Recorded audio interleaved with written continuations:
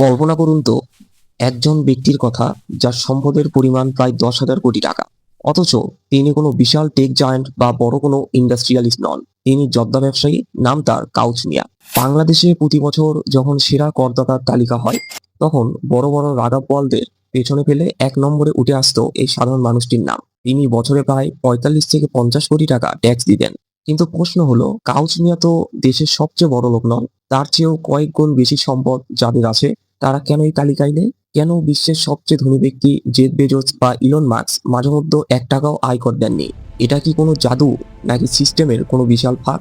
আজ আমরা জানবো ধনকুবেরদের সেই গোপন ফর্মুলা, বাই ব্রো ডাই সম্পর্কে।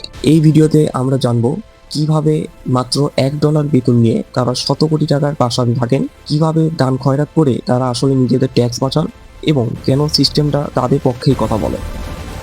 সাধারণত আমাদের ধারণা, যার আয় যত বেশি তার ট্যাক্স তত বেশি।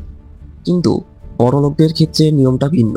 তারা যে নিয়মটি ফলো করেন তার প্রথম ধাপ হলো বাই বা কেনা। তারা সরাসরি নগদ টাকা জমানোর বদলে বড় কোনো কোম্পানির শেয়ার বা রিয়েল এস্টেট কেনেন। তারা জানেন সম্পদ বিক্রি না করলে তার উপর কোনো ক্যাপিটাল গেইন ট্যাক্স দিতে হয় না।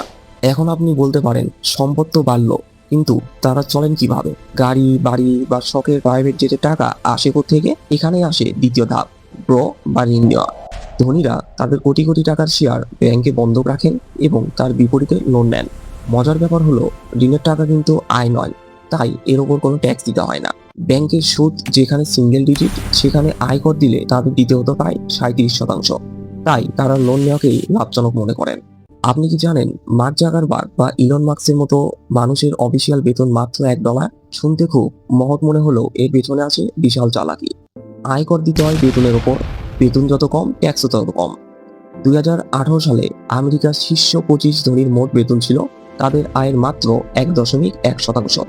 বাকি পুরো ইনকামটাই আসে স্টক, বন্ড বা ডিভিডেন্ড থেকে, যেখানে করের হার অনেক কম। সিস্টেমের ওস্তাদ হলেন Warren Buffett. It's been a good partner. Buffett তার কোম্পানি বার্কাশায়ার হ্যাথওয়ে থেকে কোনো লভ্যাংশ বা ডিভিডেন্ড দেন না। তিনি মনে করেন লভ্যাংশ নিলে ট্যাক্স দিতে হবে, তার চেয়ে সেই টাকা কোম্পানিতে খাটালে সম্পদ আরও বাড়বে। এভাবেই তার সম্পদ আকাশচুম্বী হয়েছে, কিন্তু দৃশ্যত তার কোনো ব্যক্তিগত আয় নেই। ফলে তাকে সাধারণ মানুষের মতো চড়া হারে ট্যাক্স দিতে হয় না। এইসব তথ্য কিন্তু কোনো কল্পনা নয়। 2021 সালে অলাভজনক সংবাদ মাধ্যম প্রপাবলিকা আমেরিকার ট্যাক্স অফিসের 15 বছরের গোপন নথি ফাঁস করে দেয়। সেখানে দেখা যায় জেফ বেজোস 2007 এবং 2011 সালে 1 টাকাও আয়কর দেননি। টেসলার ইলন মাস্কও 2018 সালে কোনো কর জমা দেননি।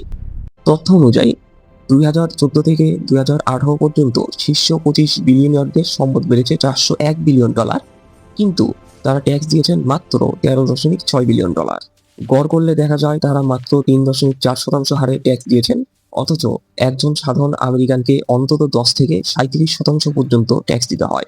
আইনত তারা অপরাধী নন, তারা শুধু আইনের ফাঁকফোকরগুলো ব্যবহার করেছেন মাত্র। আমরা প্রায় শুনি বিল গেটস বা ওয়ারেন বাফেট তাদের সম্পদের 99% দান করে দেবেন। এটা শুনে আমরা তাদের দেবতুল্য মনে করি, তাই না?